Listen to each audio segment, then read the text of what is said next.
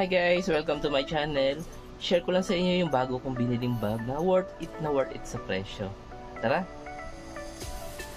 So yun nga guys, hindi ko na ito patatagalin. Ang brand nga pala nito ay Nike. So ito yung price niya. And then yung size niya is M. Stands for medium siguro. And then capacity is 24L. Hindi ko alam kung liters ba yan. Basta yan. So ito siya guys. So ang magandang kagandahan dito, marami siyang compartment. Meron dito. And guys, so meron sa side. May basket siya dito. Then sa kabila, meron din kaso may zipper siya. Ang ganda nito. Ayan.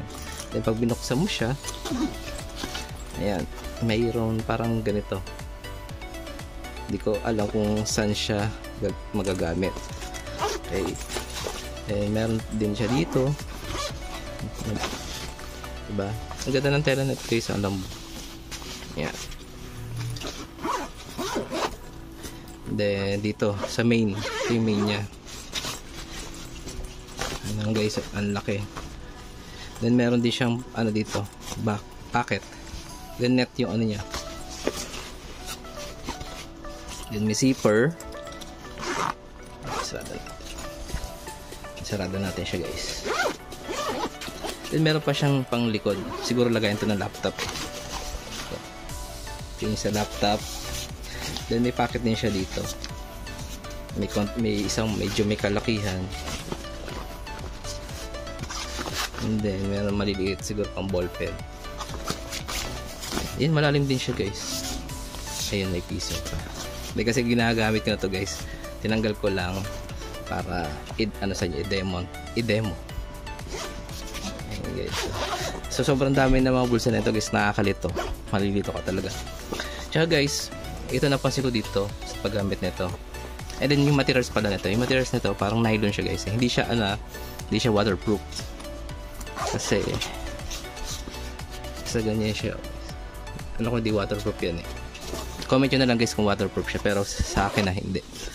And then dito parang plastic to eh. Pero parang leather type. Ganun siya. Then sa likod, ito yung ano, yung surface nya.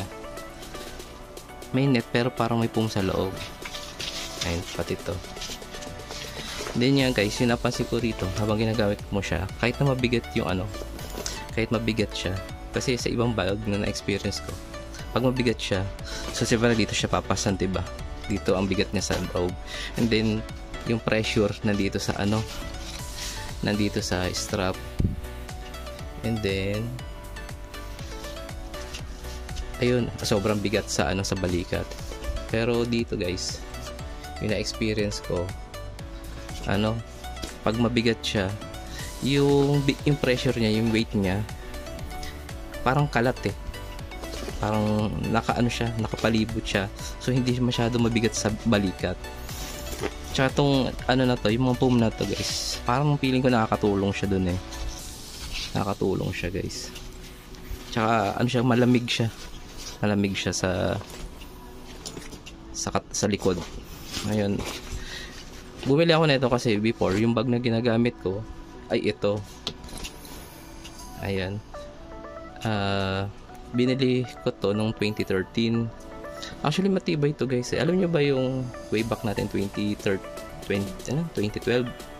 o 2013 na ano to eh, bumenta to sa market eh. Yung sabi nila, yung materials daw nito ay imported and then manufacturing, minamanufacture siya dito sa Pilipinas, kaya mura siya. Siguro yung isang bag na ganito is 1,000.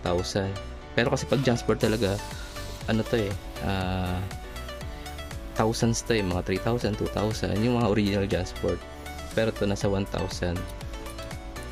Ang tibay nito guys kasi kita mo ilang ano na, ilang kilo ang linalagay ko sa bag na to.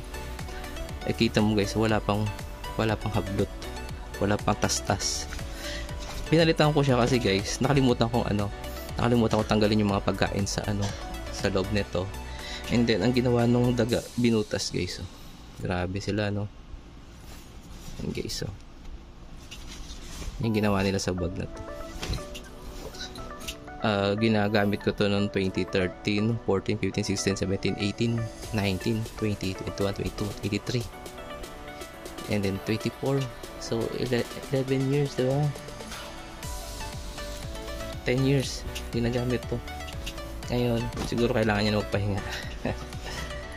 So ito guys, medyo may pricey siya guys, pero ano siya guys masabi ko worth it siya. Pwede to sa mga estudyante na pumapasok sa school na talagang pambalag-bagan yun alam mo yung hinahagis yung bag para maglaro, tapos pasanin yung mga libro. Ito guys, medyo pricey lang siya, pero worth it siya. Pwede itong gamitin ng mga siguro hanggang grade 7 to grade 10. Kaya to guys. So yun lang, ito lang yung message ko sa sa content ko. Maganda siya guys, Nike. Kaysa bumili ka ng Hawk gear na worth 1.5, 1.7, diba? So dagdagan mo lang, meron ka ng Nike. Huwag ka na bumili ng mga Swiss bag, yung mga ganun na brand na nasa 2.8, 3,000, diba? Dito okay na to guys. Pero nasa inyo pa rin kung anong decision nyo, kung anong gusto nyo ibiling bag para sa inyo din sa mga anak niyo. So yun guys, that's it for this video. Thank you. Peace out.